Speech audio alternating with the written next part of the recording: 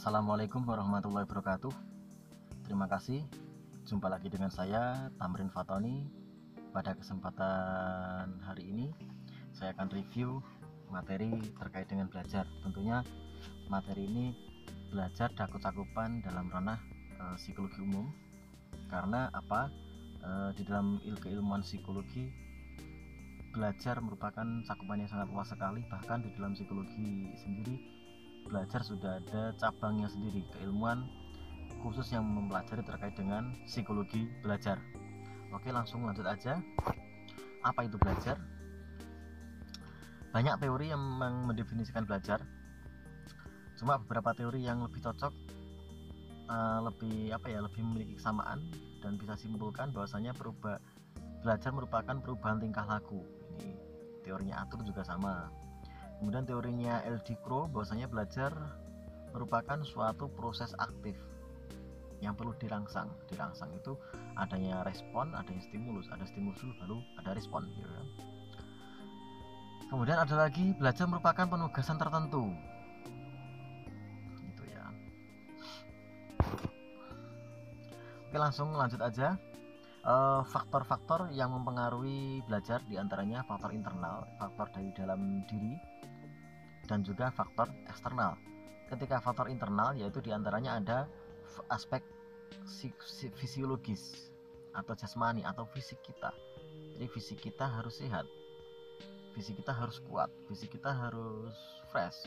Ketika fisik kita lemah, sakit, tentunya belajar juga akan mempengaruhi sekali ketika kita mau belajar. Oke, kita lanjutkan lagi. Tadi sampai aspek fisiologis. Sekarang aspek psikologis. Psikologis sangat berpengaruh juga. Karena apa? Jiwa ini sangat mempengaruhi terhadap fisik kita. Jelas sekali ini ya.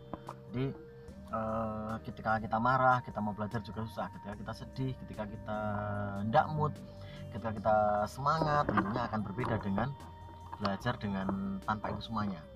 Jadi apalagi ditambah lagi ada intelijensi, sikap, bakat, minat, dan motivasi. Selanjutnya faktor eksternal dari luar diri anak. Ini terdiri dari macam dari lingkungan sosial. Ini dari keluarga bisa, sekolah atau masyarakat. Kemudian lingkungan non sosial bisa faktor materi pelajaran, instrumental itu sarana prasarana sekolah, lingkungan alami itu dari lingkungan alaminya sekolah itu, gedungnya dan lain sebagainya. Oke, lanjut.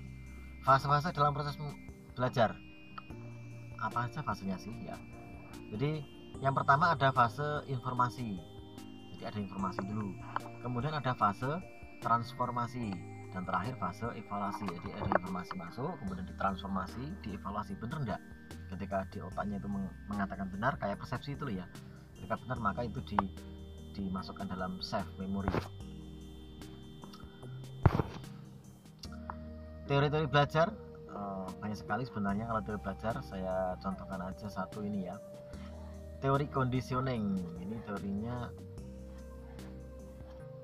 apa yang dikaji dalam conditioning ini adalah dasar-dasar proses belajar gitu ya.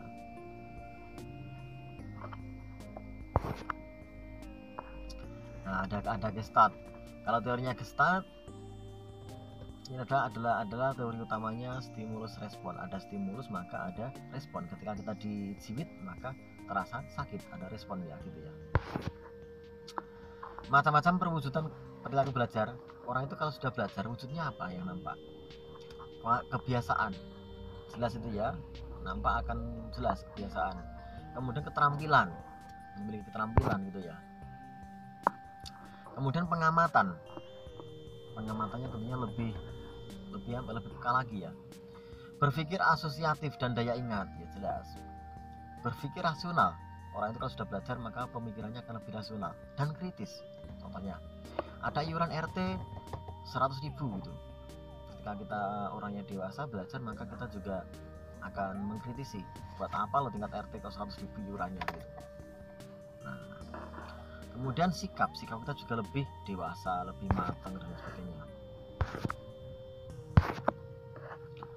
Inhibisi ini adalah pengurangan atau pencegahan timbulnya suatu respon tertentu karena ada proses respon lain. Jadi misalkan ada respon dari sini, misalkan kita melihat ada gedung di depan sana gitu ya, respon kita gedung itu kok bagus, kemudian ada respon lain masuk ke dalam kita, gedung itu ya kalau bagus itu warnanya harus merah gitu misalkan, makanya yang dikatakan gedung bagus adalah warna merah, kita analisa kita seperti itu.